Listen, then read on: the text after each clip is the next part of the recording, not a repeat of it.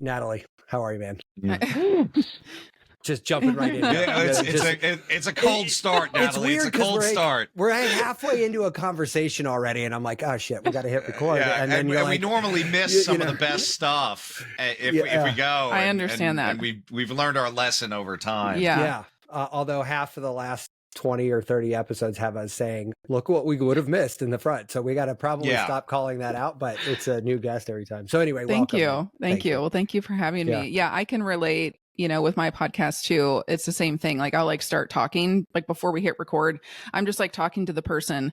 And then sometimes we have talked for like 45 minutes and I'm like, oh no, like this was so good. Yeah. We should have recorded. Yeah.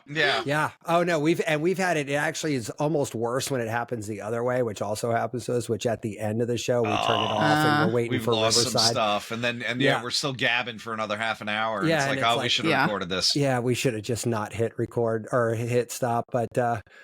But yeah, so we were talking about this food thing, and it's actually probably a good fun like intro to just the healthy kind of side of stuff. It never ceases to amaze me how many variants there are on ways to eat healthier, lose weight.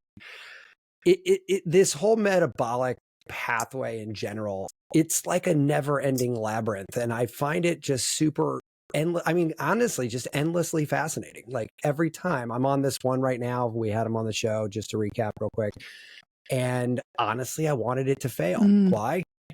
Because it's a bunch of fucking dudes talking about weight loss again. I knew it was going to work. My thing was, what is their secret sauce? And so far, like I see some unique ways they've combined a bunch of weird diets. Like I see even elements of HCG dieting there, but certainly not injecting a hormone.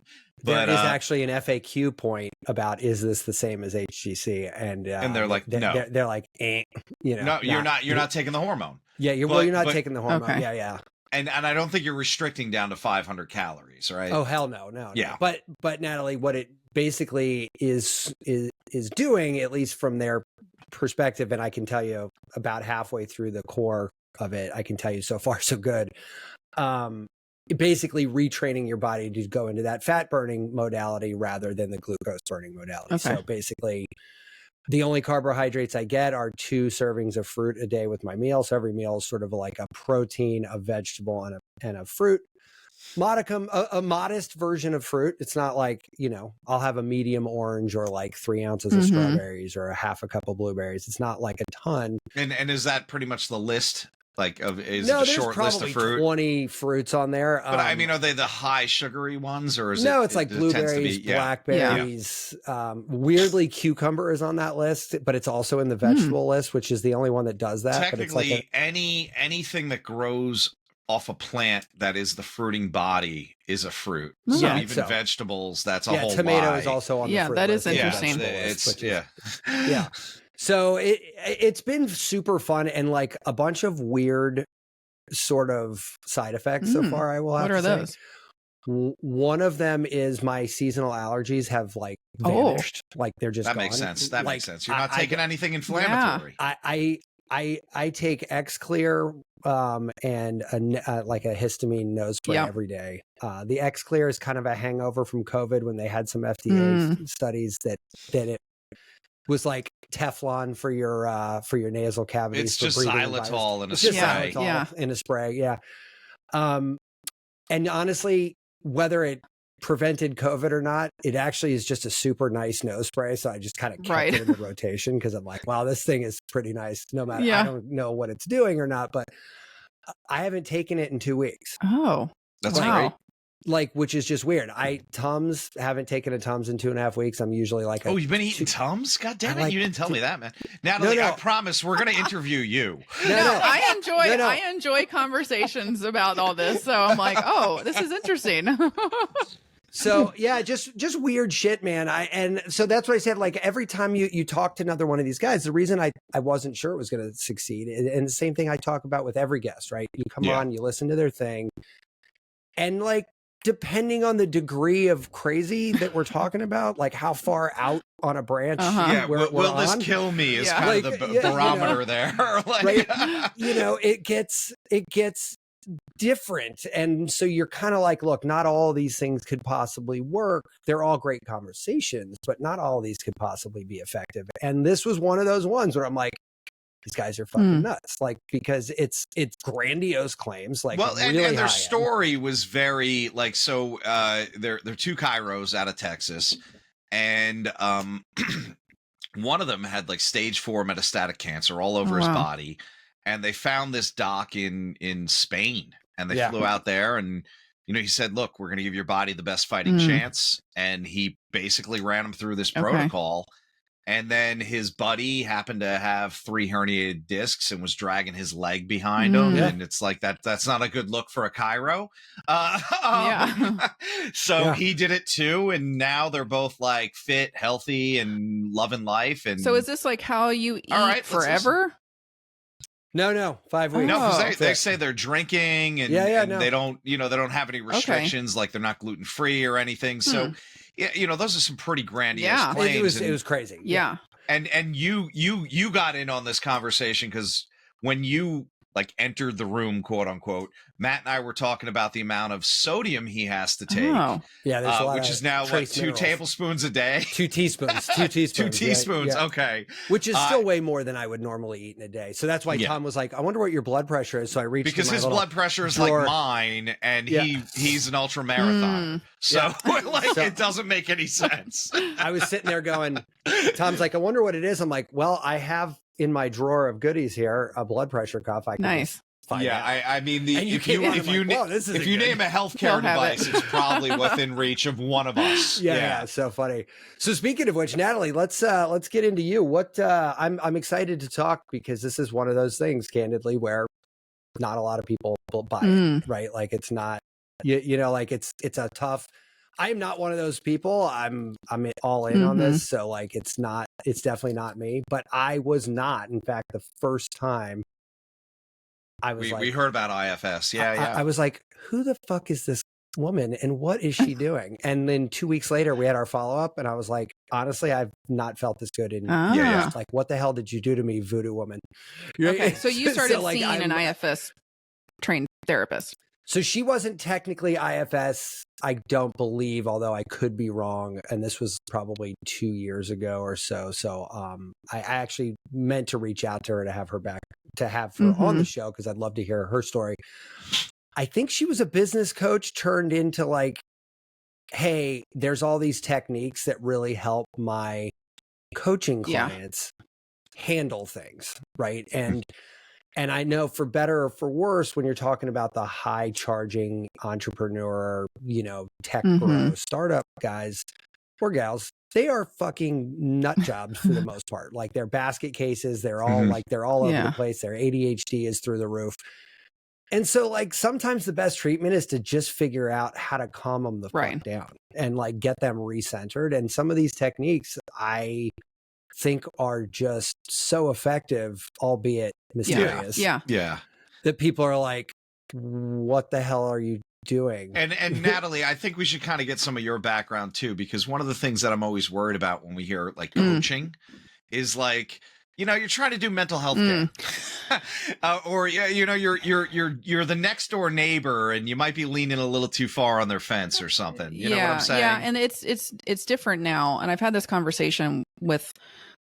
I was just actually talking about this with my dad the other day. My dad is a retired lawyer, and in law, it's very, kind of straightforward, and that either you're licensed or you're not, and you know exactly what you're ethically able to do and you're not. And I was telling him that like now in the world of psychology, there's now a lot of gray area, and that's cool.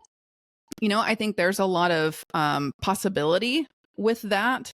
And of course, there's also going to be some people that take advantage of that and maybe aren't coming forward with a level of experience or knowledge that actually qualifies them to be doing some of the stuff that they're saying that they're doing.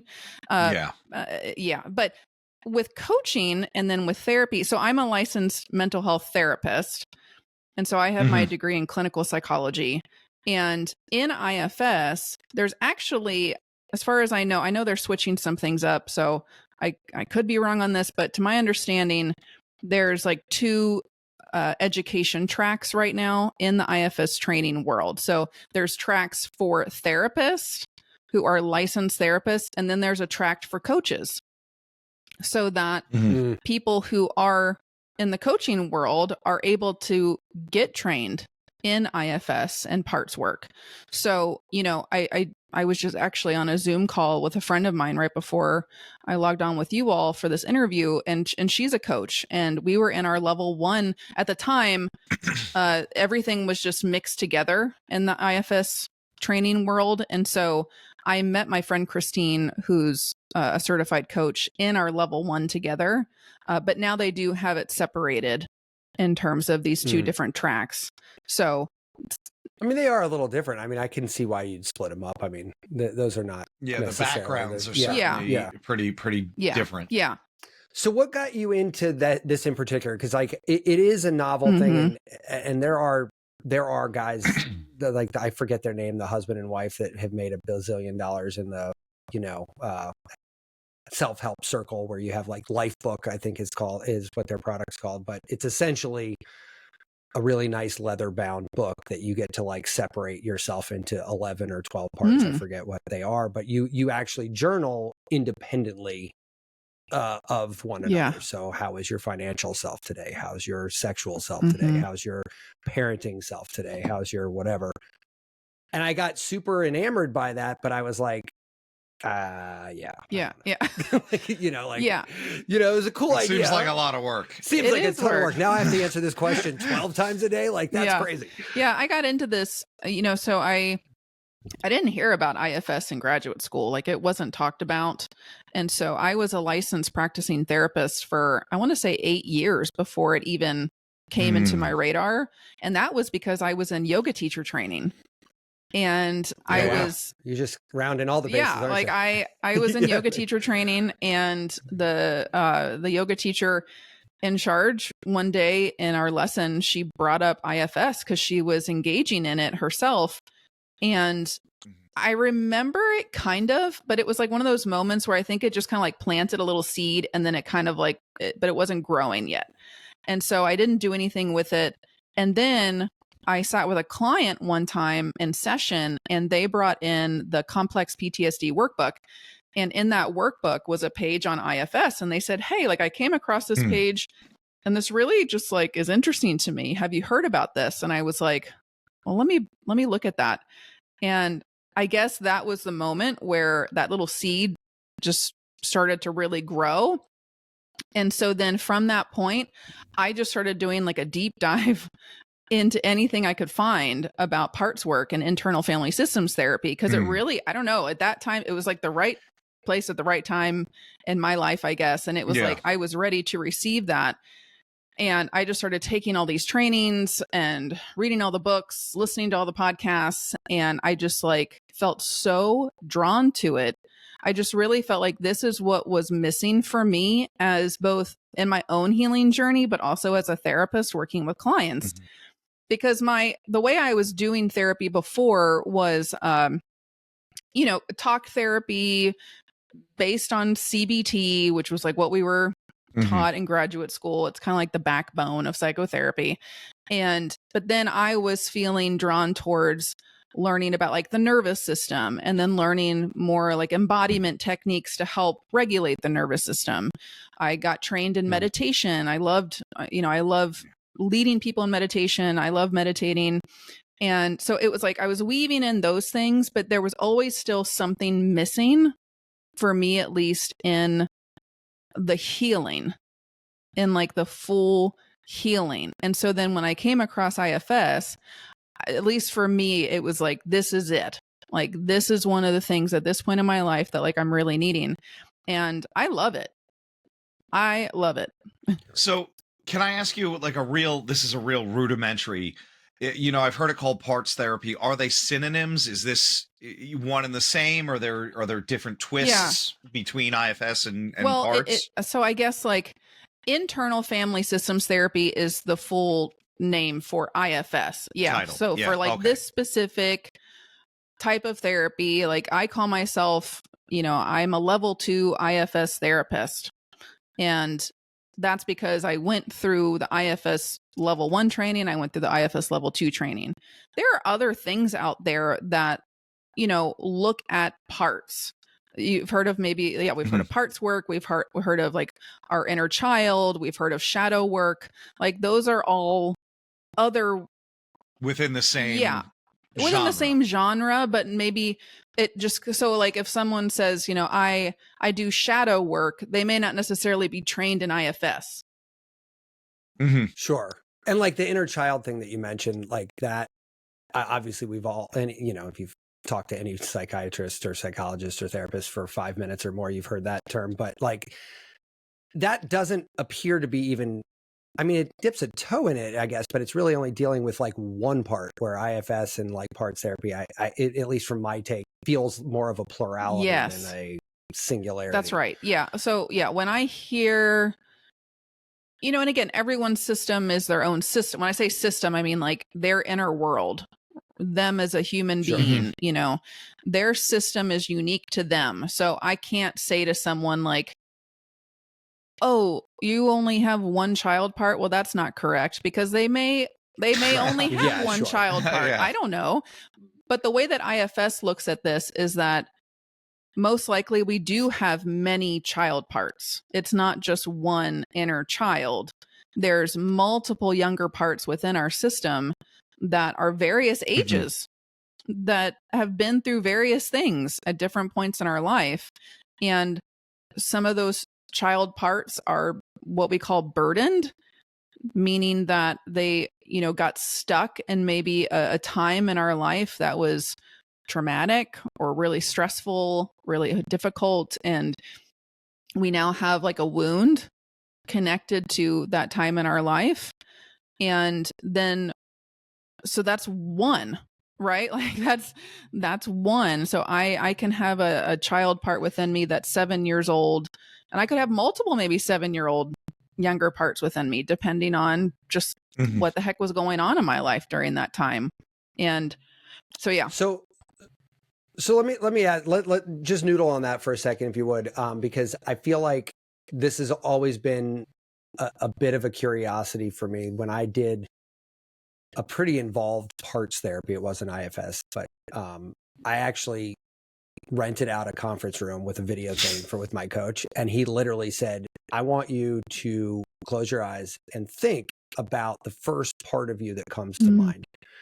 And we did it, and he goes, where are they sitting in this room? And like, I would go over there. I sat in the chair, and it was a great exercise, but I identified probably 4 or 5 different sort of parts of myself. But what my question really is like, what drives that identifier, right? Like, so if I have 5 7-year-olds inside of me, what is driving that? Like, what are you trying to uncover that in the subject, or are they discovering it and it's just there and you're just pulling it to the surface? Like, talk me through that a little bit. Yeah, divvying it up seems to be the thing that I think is hanging for me, because like now I totally get what you're saying, where you might have multiple children at the same age that have had their own trauma, their own issues, but like teasing that out seems to be a pretty fine-tooth comb. Yeah. So IFS, what really stands out in IFS, in my opinion, is that it does a beautiful job of helping to bring clarity. And the way that it does that is it starts with what they call protector parts. And those protector parts are the parts of us that usually like bring us to therapy. So those are the parts that I'm hearing when someone comes to me in that first session and they're like, I have anxiety, or I have depression, or I keep procrastinating, or I'm sabotaging my relationships by doing this or doing that. And it's like, in my mind now, from a parts perspective, I'm kind of like keeping track of that with the idea that probably those are connected to protectors, which are usually what's called like managers or firefighters in IFS. Manager parts are the parts within us that they're very proactive, meaning they're trying to prevent us from being triggered.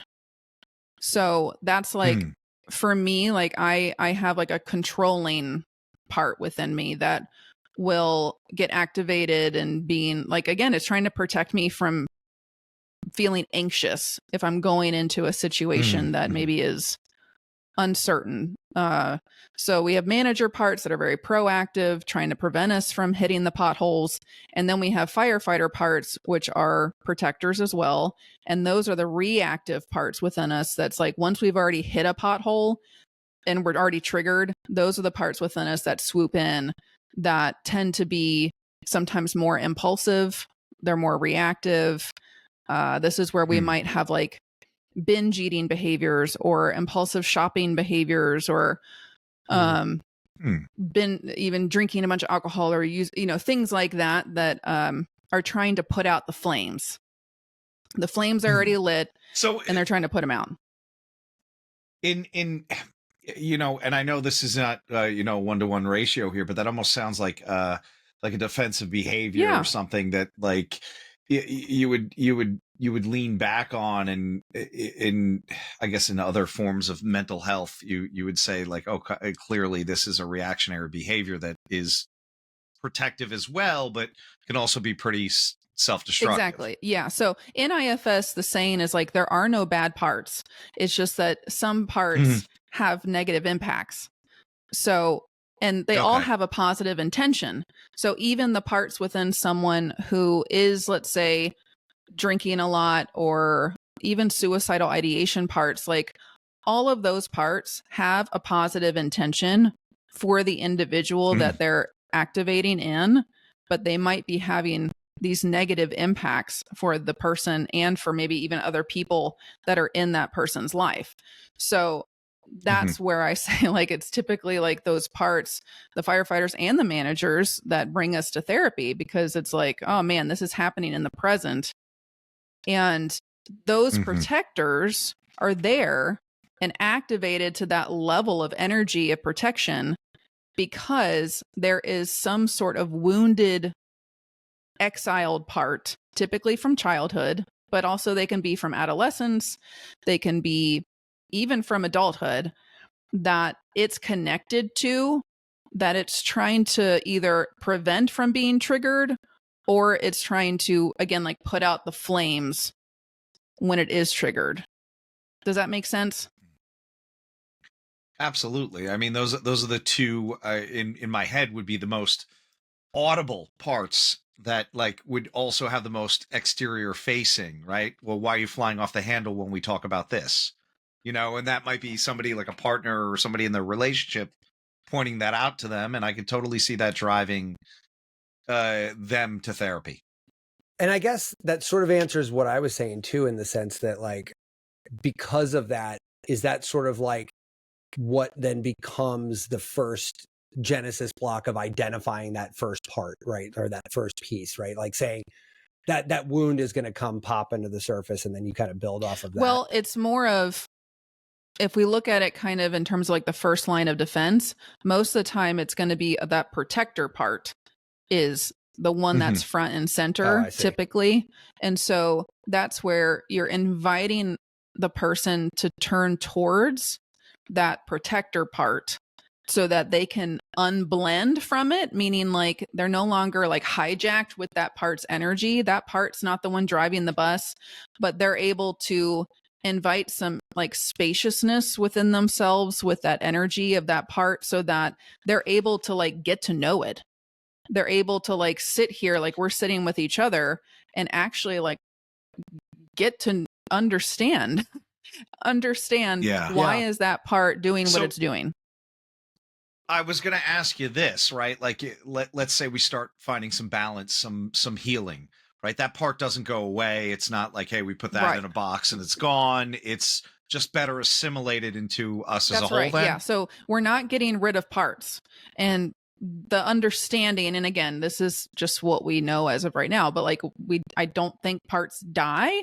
I think some of our parts, once they are integrated, sometimes I've had experiences and even like heard this from clients where they're like, oh, I'm like sensing or even seeing mentally this part's just kind of like disintegrating. But it doesn't mean necessarily that maybe it's just like gone, but maybe it's just integrated into the tapestry of our system in a different way. Sure.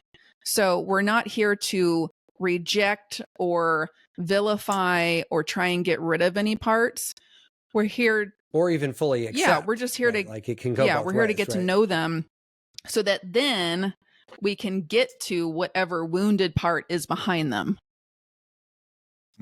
What I found interesting too when I did mine was I had parts talk to each other and bypass me. Right. And because I was sitting at this table and my eyes were largely closed, I actually had a third person observer view of this where I had two pieces of me talking to each other. And what I found interesting about that, even if it's just philosophically, even if it had no actual effect, which, you know, we'll talk about that. But one of them was this big, brooding, dark figure, that like military type figure, which is like my type A, like go for it personality. And the other one was this like really flowing feminine energy, like super bright, that was more of my sort of artsy side, which, you know, I've been an artist my whole life. And it was interesting because what I took out of that was a lot of my conflict is actually not in my world, but between these two characters in my world. It was like this identification that like the artsy side of me wants to just fuck around and take bong hits all day. And the military, like keep on task, wants to develop, you know, send another email, make another phone call, go to another meeting, you know, and that sort of dissonance between those two pieces, which had nothing to do with Matt Hampton, by the way, like it was just these two pieces. Once I had those two talk, this has been a couple years now, and I don't know that I've ever really gone back to that spot I was at before that. In IFS, we'd call that a polarization. So polarization is when we have parts within us that are like holding opposite energies, and they can be like in conflict with each other. And in that conflict, just like if you were to like be in a room, right? And you're in a room with two people that don't particularly like each other, or they have opposing views and how they want to go about doing something. The impact of that is typically you feel anxiety or stress, or maybe leads to depression or shutting down. So that's where there's so much power and benefit in bringing awareness to these parts within us that are polarized with another one. So you were able to witness and be with two parts within your system that were polarized. And when you invite them to get to know each other, then that's where big shifts can happen, because there's no longer that butting heads, that conflict. It's like, oh, I understand you. I understand you. We're both on the same team. Okay, great. We're both on the same team. Yeah. Like, I love that part. Yeah. You know what's kind of funny, and I'm not trying to make light of this, but like that multiple personality disorder. I mean, is that and you're the one with the mental health care background. Is that like an extreme version of this parts, or is that like, you know, because we talk about PTSD and their spirit kind of being shattered in that way, and that makes sense to me.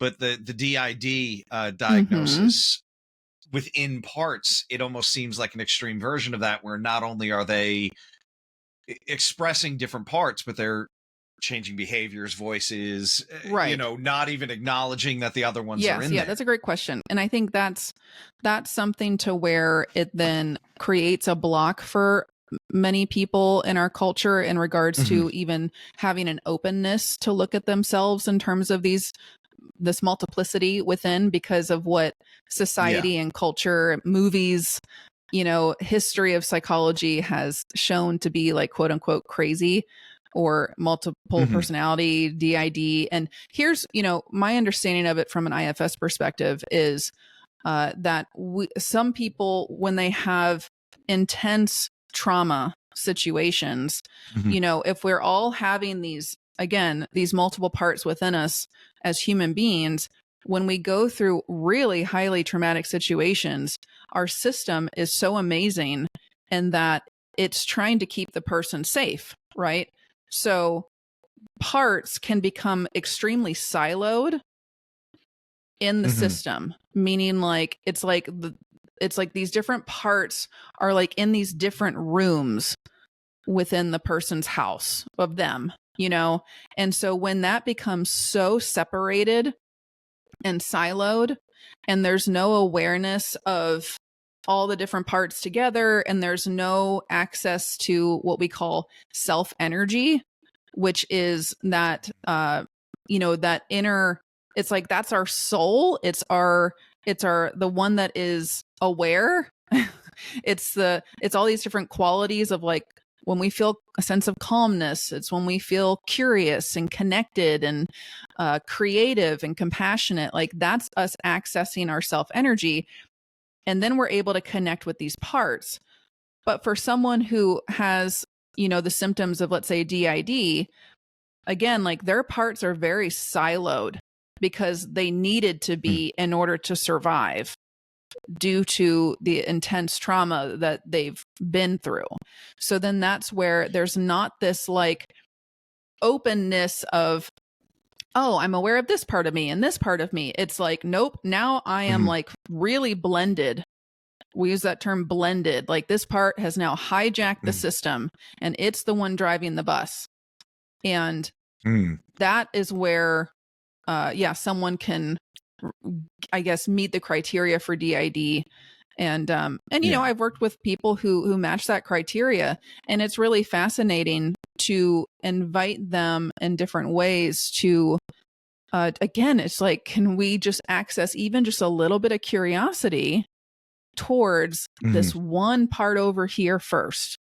Not all of them at the same time, but let's just start with this one over here, and just inviting that shift in perspective that now they're not just the part, but it's like, oh, they're like looking at the part. Maybe they're able to hear from the part. That third person observer kind of thing. Is this treatment for DID, or has it been used in exploring sort of a, you know, a tamping down of the symptoms, or is this not? Because to Tom's point, these seem related. Yeah. Yeah. It almost seems like an extreme protector role in that siloing. Exactly right. Yeah. It's extreme protection.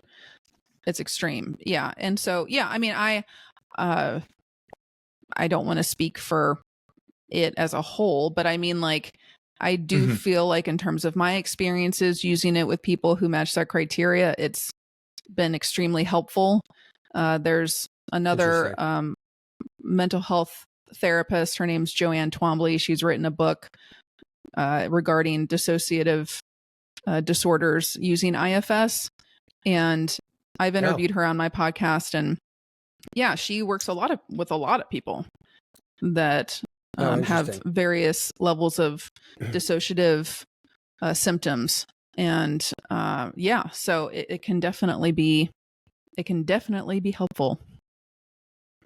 You know, I'm a big believer in language, in terms of just people are like, you know, it doesn't matter, just write anything. And I'm like, well, no, it actually does matter. You got to write, you know, you got to be specific here.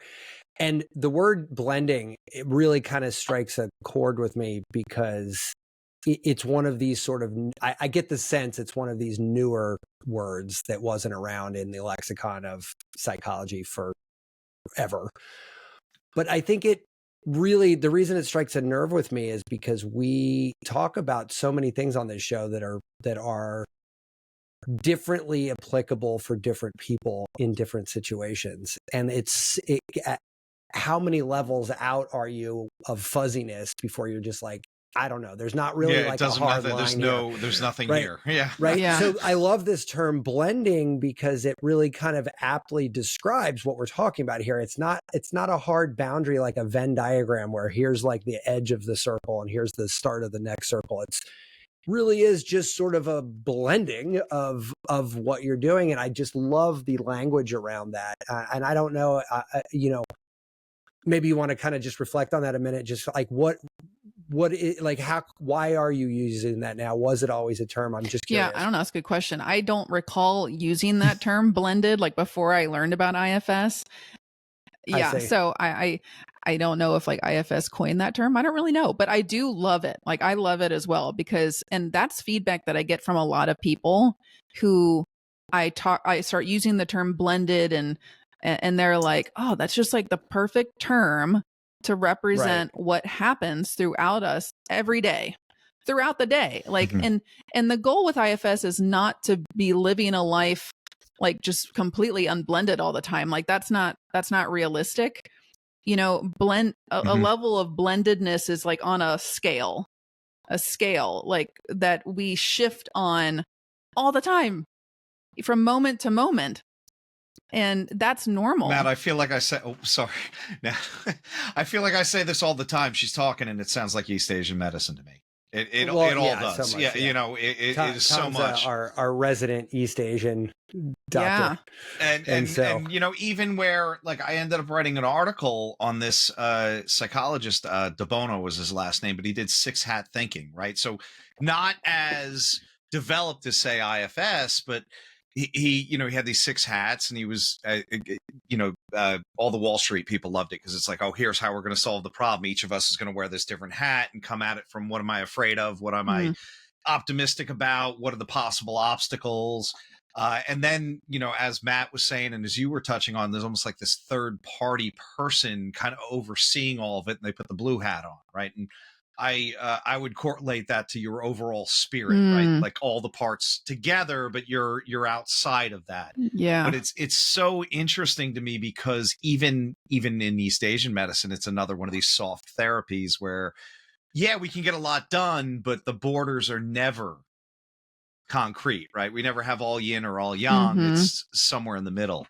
So it's real interesting to see you talk about how can you get these parts to interact and what does that balance look like and how do we bring some harmony within that? Yeah.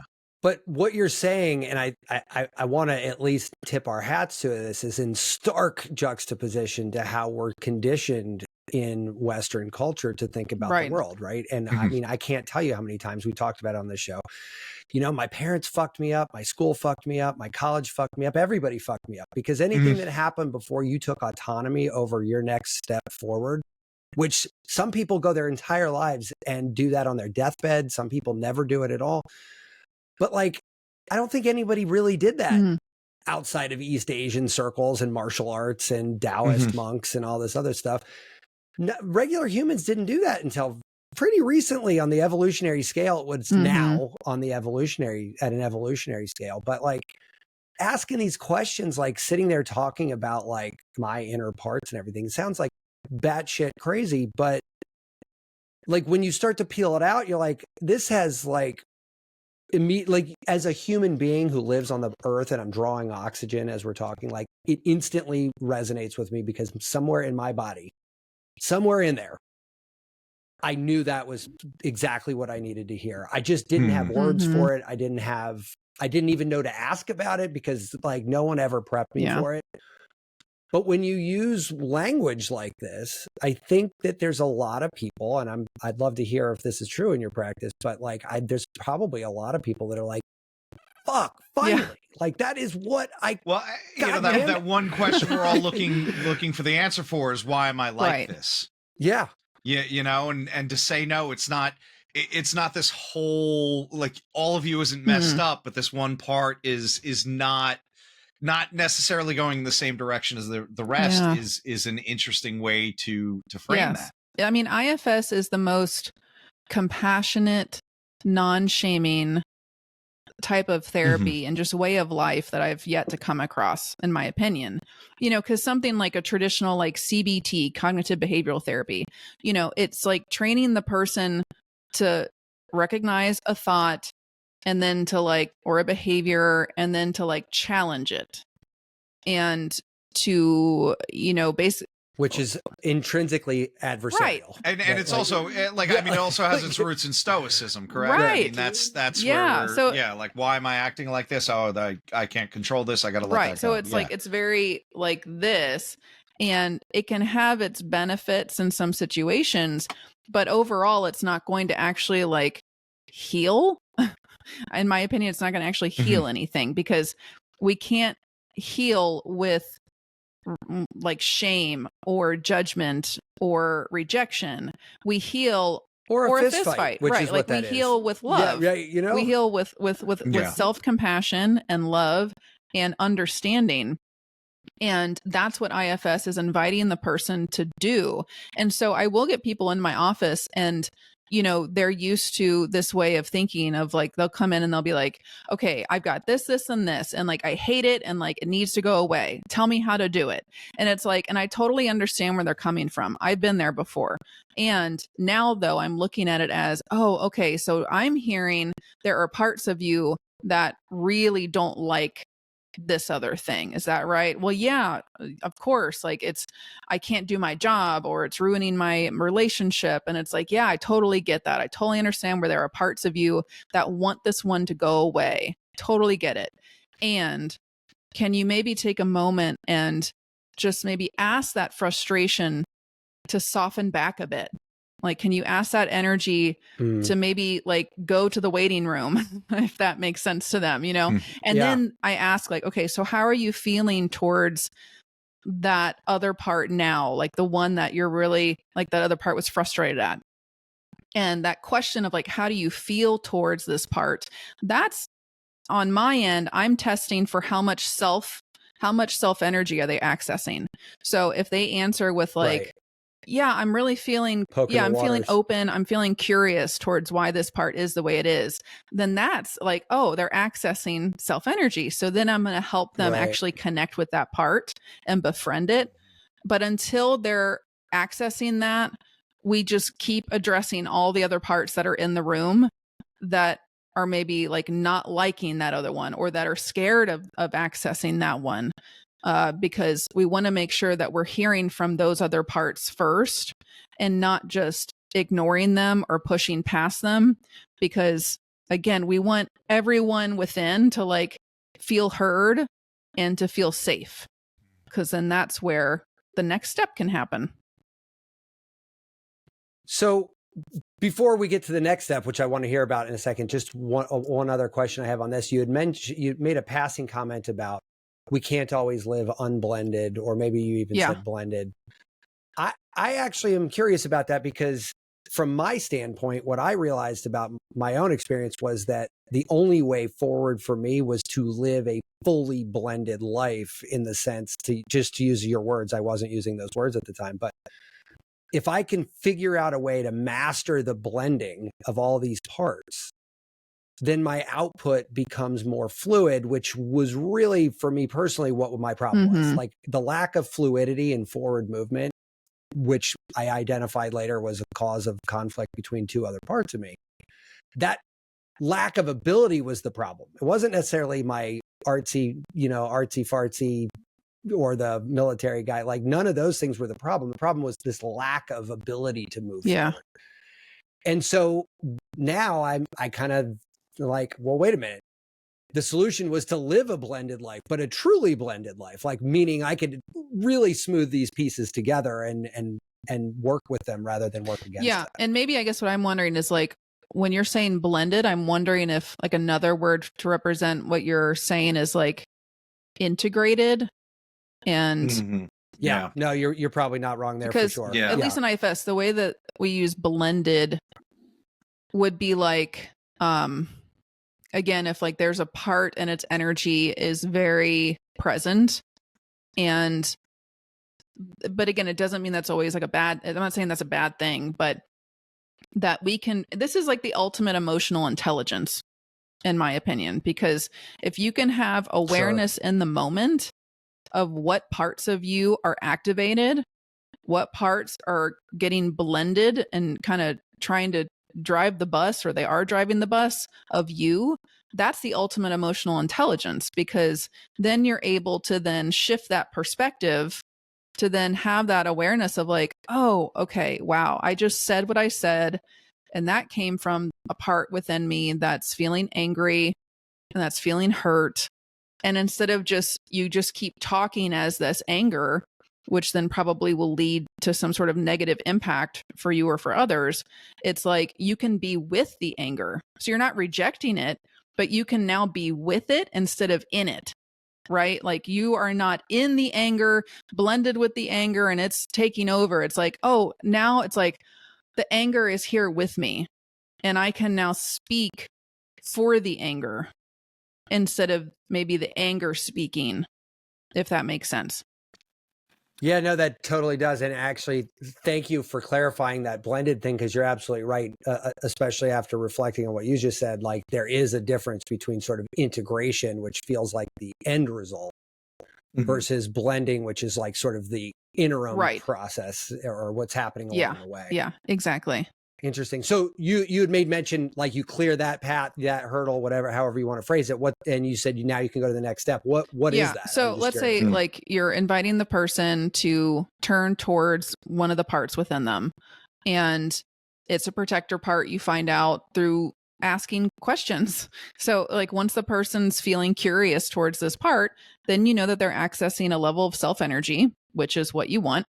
And then you give the person some various questions for them to ask this part within them, and then they can share out loud to you as like the therapist, so you know where to go next, right? So you can ask them to ask the part things like, so ask the part, like, what is its job for you?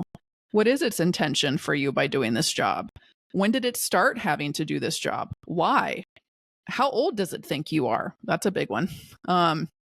Because a lot of the time a lot of the time the person's like, oh, wow, it thinks I'm like 12 and I'm 45, or something like that. Right. And then you also ask them to ask the part, like, what is their fear if they don't do this job for you? Because then that's going to then usually lead to either like another part they're polarized with or a wounded part that they are protecting within. Because if the part answers with something like, well, if I don't make you worry all the time, then something bad is going to happen and you're going to feel just completely depressed and you are going to shut down and you're going to feel worthless and you're going to feel, and that's typically then connected to what we call a wounded exile part. So that sounds like, oh, so this part's really afraid that if you do not worry, that then this other one's going to get activated. This other one's going to get triggered. So then you ask that protector, do you give permission to let us access now this wounded one, which might be a child, like a younger child part within. So you have to get permission. That's the thing in IFS that I love is like, you have to get permission. There's a lot of other therapies out there that do parts work and all that kind of stuff, and they're not getting permission. They're just having the person jump straight to, let's say, some of these wounded child parts. And sometimes that works fine. And then sometimes it has a backlash effect because the protectors connected to those child parts were not accessed first. And they clamp down harder. Yeah. So let me ask, I mean, there's aspects of NLP in this, there's aspects of hypnosis. I mean, you kind of ease into these practices a lot of times. It's not just like a feet first thing. Like, is that sort of, from a psychology point of view, is that sort of what's happening here? You're sort of tiptoeing in at their request almost. Is that what allows you access to this? Oh yeah, because if someone, I will learn very quickly if someone's parts or someone's system has parts that are not okay with this, because they'll block it. That resistance. Yeah, the resistance is there. Yeah. So is that a keep breaking down the wall till you get through, or is that a pivot? I think and go this is somewhere more else? of a like, let's plea our case and ask permission. I think that's what I'm hearing, at least. Like, let's find some peace. Well, it's here. like, oh, so now I'm pivoting to the parts that are blocking. So that's now the new target part, as we say, is like, oh, now that you see this wall within you, okay, let's turn towards the wall. And instead of trying to tear down the wall, let's befriend the wall, because that wall is there for a reason. Yeah. So let's understand why it's there.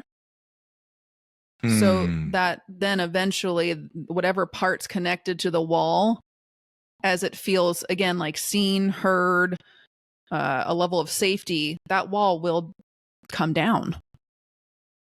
Yeah, it seems it like I really love and the fact that you even said this at the beginning, the respect of all this, the you know, like, oh look, we're not here to tear apart, just rip this piece out that isn't serving you, but like let's talk about this as the team that is you know. Yeah, and I do like the softer side of that because, as you alluded to earlier, you know, CBT and basically anything we did before recently, I don't know what the line in the sand is for recently, but, you know, it was sort of a bull in a china shop approach comparatively, right? Like it really just a hard drive towards the finish line, like, you know, and this approach, I think, just works better in terms of just, I mean, even when I look at myself in business or my relationship with my kids, when my kids were littler, and I've got two teenagers now, when they were littler and they did something stupid, my first reaction was like, what the fuck is wrong with you? You know, like, and like, you can't do that. Like, obviously you can't do that, you know, or they forgot, you know, a water bottle and we're at the soccer field. What the hell? Do you have one thing to remember? You know, like it was this hard approach. And it got to a point where my son was about 10 or 11, where he was like just going to my wife a lot more. And I one night in bed, I was like, what the fuck, man? Like, why would he not even ask me about this? It was like something to build for a school project, which is decidedly in my wheelhouse. And she's like, he doesn't want to talk to you. Like your reactions are too intense. And so I was like, holy shit, I can't do that. So I immediately started to like reverse course. And I think there was this like awkward middle section where the kids were like, what the fuck is wrong with you? Are you like on drugs? Like, is there something weird? But then I realized that like, and once they realized that like, okay, maybe he's not coming at me with a sledgehammer anymore. Yeah. Maybe we could actually have a conversation. And that has gone leaps and bounds better. So if I just extend that to basically anything that involves two humans talking out a problem, like, why wouldn't that approach hold true everywhere? I mean, I'm not a psychologist. I have no idea, but it feels very much like it resonates with me anyway. Right. And we already use parts language too, naturally. Like if you really pay attention to how people say things, it's like we already say like, well, a part of me feels this way and a part of me feels that way. A part of me wants to go here. A part of me doesn't really want to go there. You know, it's like we already use that language. And it's like if we're now able to bring like explicit awareness of that, then like in that situation you just shared, Matt, like then you're able to then recognize the part of you that was getting reactive, the part of you that was saying the things that it said, you know, and then with that explicit awareness of that, you're then able to invite space. And in that space, you're then able to make a choice. You know, that part's. Yeah. Another great string of vocabulary right there. Explicit awareness, right? It's like, that's absolutely accurate, right? Like just knowing that it's a problem is usually the cure for me anyway. Like it's like, okay, then, I am aware of this now, so I can choose to do it or not. Hey, look, man, being told I was not normal was the best thing I've ever heard. You're not normal. Okay, cool. Yeah. I can roll with that now. I remember my parents and my dad. Thank you for clearing that up for me. I don't know why, but you know, you have these like Polaroids in your mind of when you're a kid, right? I have this one Polaroid. My dad and I are washing a car and I've got a Metallica shirt or a Guns N' Roses shirt. It was some rocker shirt. I was rebelling against my Republican father. And he was like laughing. And I honestly think to this day, like he was laughing, like this kid's a fucking idiot. Right. But he goes, one day when you have to wear a suit and tie to work, I'm going to actually laugh at you. And I was like, that's not going to happen. And he goes, yep, no, it'll happen. A couple of years later, I'm enrolling in art school and it went the exact opposite direction very, very quickly. But like, I just remember going like, it was almost like a dare. It's like, oh, okay. But like to Tom's point, that I can't, how much of my life did that singular moment drive? Right? Yeah. Like how much of that, hey, go fuck yourself, I'm going to do this my way, did that moment invent in me, right? And it's and what part of you made that happen?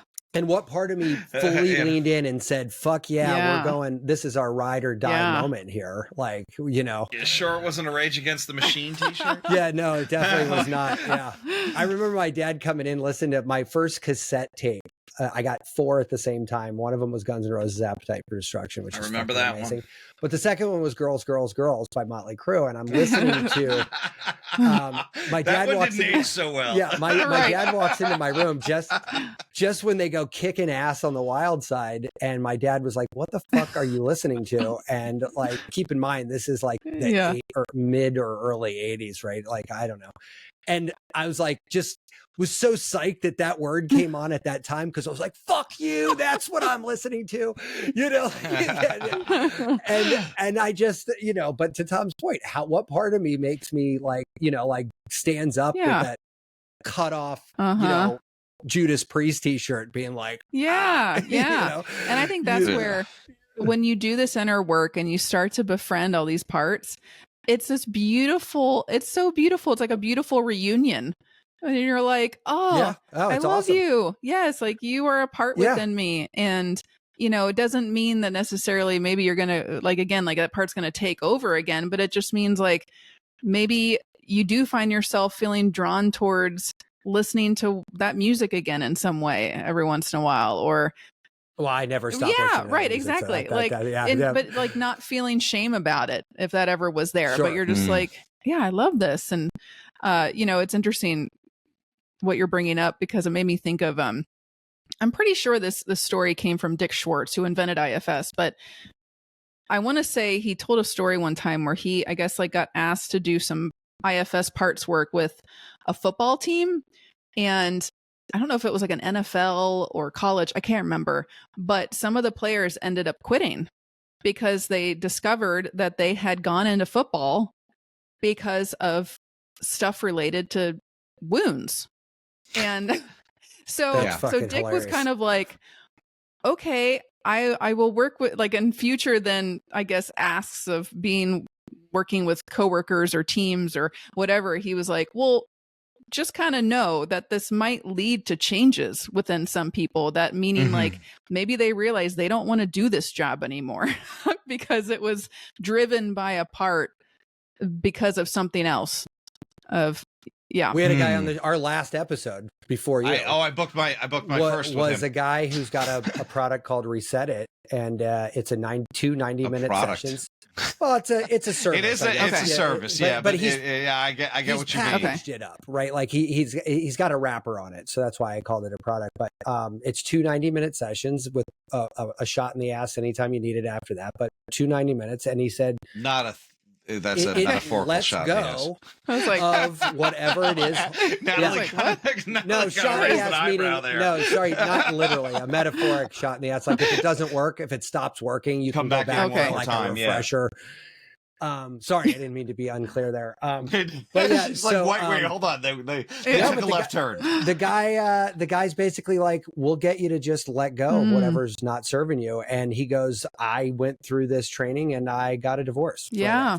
And I was like, yeah, well, now things that and I can see that being the same with IFS, because that part that was driving might not be the one that's serving your best interest or your higher self or whatever however you want to frame exactly that.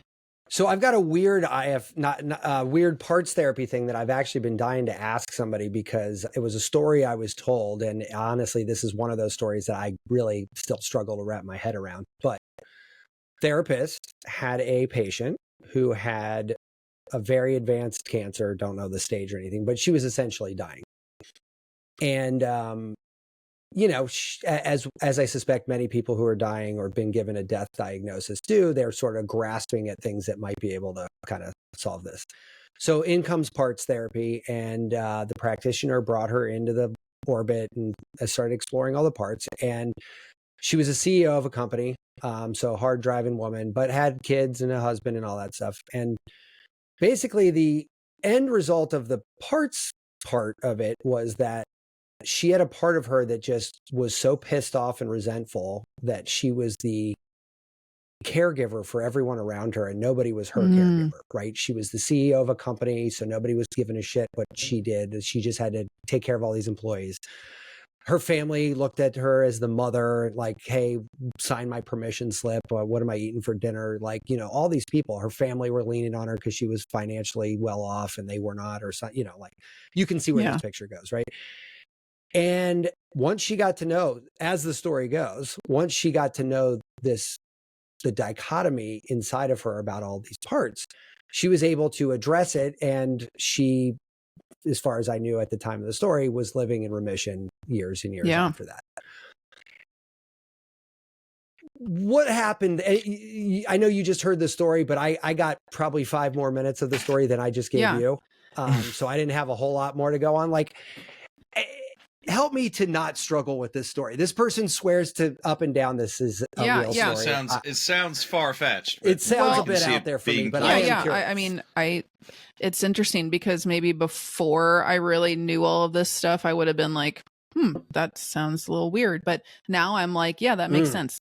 Because, you know, okay, so like get me going here, because those are words I've never used to describe this story. Let me just be clear. Well, I will say this. So IFS became an official evidence-based therapy based on the healing that happened specifically with people with rheumatoid arthritis who were using IFS. Interesting. And so it was based on that study that got IFS to become an evidence-based practice, which is really cool. You know, that it wasn't on like anxiety or depression. It was like on rheumatoid arthritis. Like a physical ailment, not a...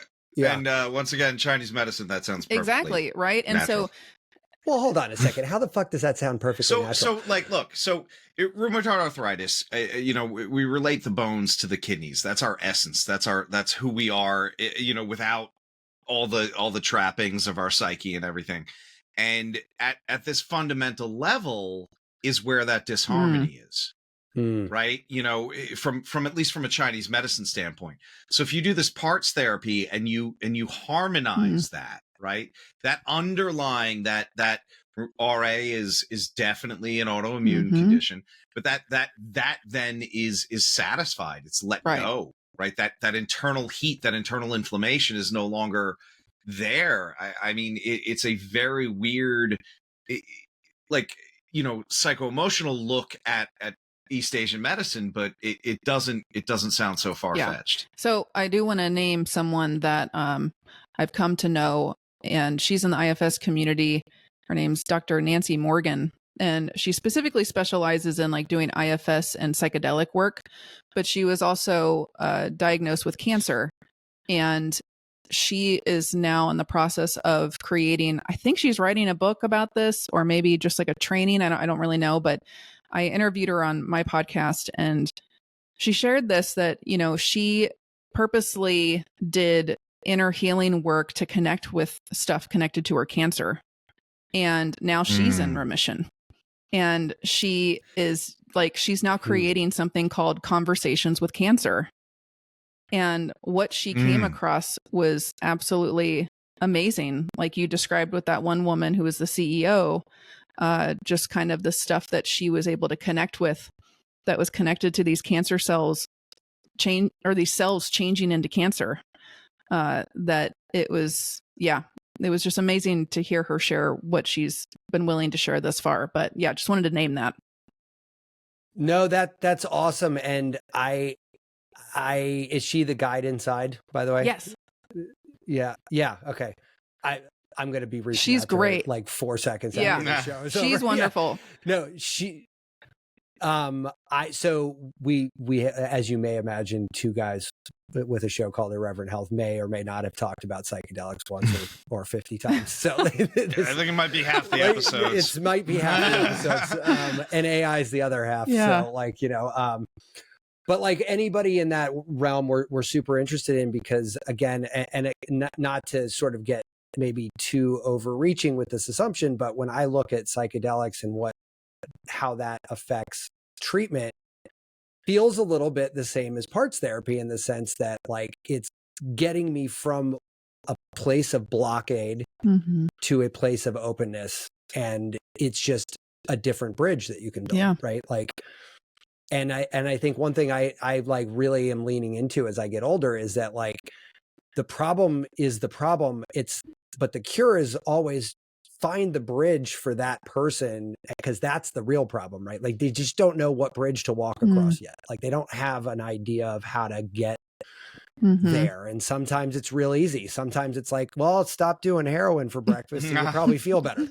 But sometimes it's not that easy, right? Like sometimes you got to like kind of, and I love the way you described how you do this with patients, because you're like, you're testing the water. You're like, all right, how far can I go across this puddle? Oh, nope, they're in. Great. We can keep going. Now you're knee deep, you're waist deep, and you can keep going. But like, if not, like you said, you got to kind of like rethink your approach and be like, now we're going to pivot over to here. Let's talk to this wall for a minute and see how that goes. That's right.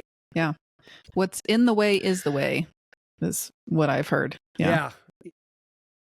I think what is it? Daniel, who wrote the Stoic the book? Military dude, right? Yeah. He wrote, The Obstacle is the Way. Obstacle is the Way. Yeah. He wrote a great book on that, actually. Makes I just sense. couldn't remember the name of it. He had a really interesting speech that I got to see in person about his book and his experience. And it was interesting how he's a huge Stoic guy, like really knowledgeable about the Stoics. And he was basically just like, yeah, man, this problem that you're having, it's also the solution. Yeah. So deal with it and let's go. Yep. And I was like, okay, could it be that simple? And I'm like, sometimes that bridge is just the easiest bridge, right? Yep. Natalie, it's awesome talking to you, and I don't want to bore you guys with this, but I do need to spend a minute acknowledging why I'm wearing a suit and tie today. I came from a funeral for a longtime mentor. 15 years ago, I moved to Baltimore, and this actually strangely could not tie to you more, Natalie, just in the cosmic coincidence of things. He was the first networking group I joined when I moved to Baltimore, and pretty much everyone I know can probably be traced back to the people I met in that group, right? So I go to his funeral today, and funerals are a little weird, obviously, because, you're saying goodbye to a friend. But what is super fascinating, and as it pertains to our conversation today, is that you get to explore all the parts of his life that were not connected. And I didn't have audience to all of those parts, but when you look at the parts that contribute to this man's legacy, you really, really, really pull into focus the fact that if it wasn't for all of those parts, the reason I loved this guy would have not been exactly the same. Not to say it would have been worse, not to say it would have been better, but to say it would have been different, right? I play banjo. You can't see it here, but I don't play it well, and I haven't played it in a while. But I saw a picture of him playing banjo, and I totally forgot that he studied at the Peabody for 12 years. Wow. Right. And so this guy who was a banking marketing, he was a marketing guy at a bank. I mean, you couldn't pick a less creative outlet. And he was doing it in the 70s and the 80s, which means it was like the not so fun part of that. Right. And just watching this cycle through and hearing stories about his life, I'm like, man, this man was an amalgam of all of these pieces, like all of these parts.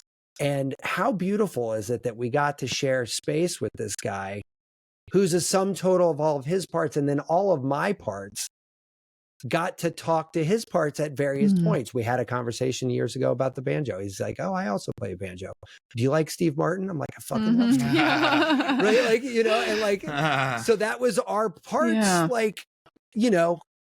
Venn diagramming, right? And I think it's, at the time of death, it's like a convenient time to reflect on those parts because you can kind of summarize real quick. But today's takeaway, aside from honoring a dear friend of mine who's no longer with us, is to really just acknowledge that, understanding these parts and embracing them and really integrating them into my orbit. It's an extreme, almost militant act of volition to keep that going, because it's really fucking easy to just gloss over it and forget about it and not do that work. But I can't imagine a relationship that I have in business in Baltimore that wasn't influenced by this man, right? And all of that influence came from him living his highest and best use. So I just wanted to kind of take a minute to acknowledge him, but really in particular say, how fucking weird is it that this conversation happened on this day? Like it was just, well, it's so beautiful. Thank you for sharing that. I'm sorry for your loss in that mentor. And it was a long decline. So this is one of those sort of things where we're all like a little, whatever the right word is to say there, it's met its end.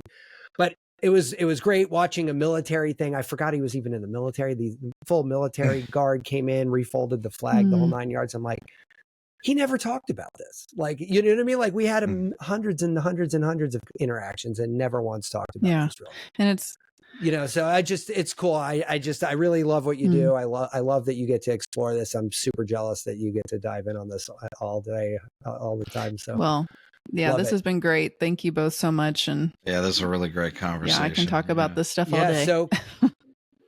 So let's wrap up by just telling us where to find you. Like, what's a great spot to, know the drill, socials, emails, give it to us. Website is ndwellnessservices.com. From there, you can find the podcast, which is called That Wellness Podcast with Natalie Deering, IFS with a twist. It's a long title, but if you just go to Spotify or Apple or any of that, you can just type in my name and it should pop up. But that's my website. And then you can contact me through there as well. And then I'm on Instagram at Natalie Deering, and I love posting just things about IFS, parts work, but also meditation, general wellness, and just random stuff about my life. So I'd love to hear from anyone who's interested in connecting. That's great. Yeah, no, I love it. And I'm really, really looking forward to actually, we met you through another guest. And Lauren Callahan gave us her name, I believe. She's very cool. And she actually led us to two different people. I think they both actually said yes. So we get to have I was surprised both of you said yes. Another conversation with another IFS practitioner, which is exciting because and it's one of those things where I don't think that there's too many conversations on this. Like we've had a few NFT conversations, and it's like, well, they all have a different on-ramp, exactly. right? There's like a different sort of focus. So it's kind of neat that you can, and I think that's where the real intricacy of this gets out there too. You're like, oh, look, two people doing the exact same thing on paper, but not it's really. all going to have a different flavor to it. So that's exciting. Yeah, it's very cool. Well, thank you again for spending time with us. I appreciate you. And it's a Friday, so you get to go into nice thank weekend, you. You all too. Thank you so much. Yeah, great. Thanks, guys. Be subversive, irreverent. Health is wealth, but you knew that. Everybody knows that. But so is following us on social media at Irreverent Health. And check out our website for more exclusive content at irreverenthealth.com. Oh, I like this. Thanks for tuning into this episode of Irreverent Health.